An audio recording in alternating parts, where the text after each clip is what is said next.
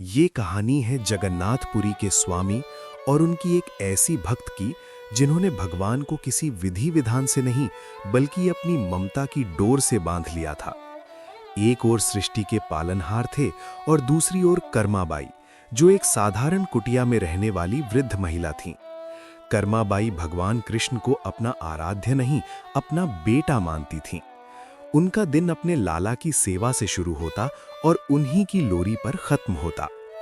कर्माबाई का एक ही नियम था, सुबह उठते ही सबसे पहले अपने हाथ से बाजरे की खिचड़ी बनाना और अपने प्रभु को खिलाना।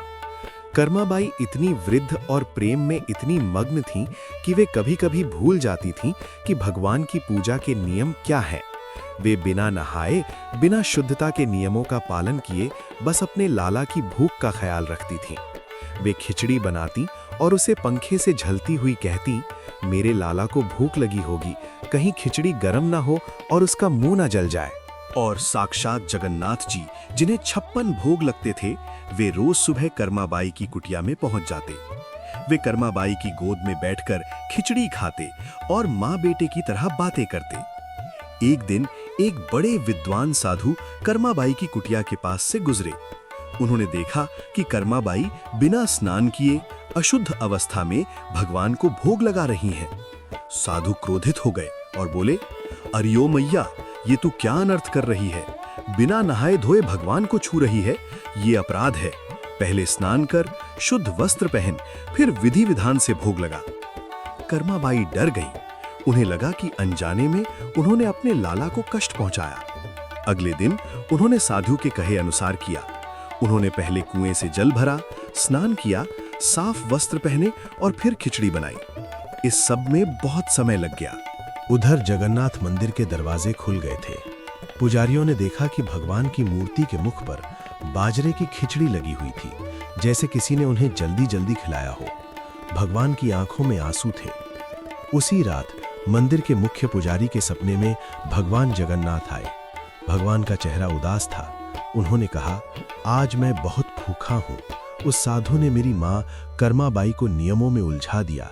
आज मेरी माँ ने मुझे समय पर खिचड़ी नहीं खिलाई। मैं बहुत देर तक इंतजार करता रहा।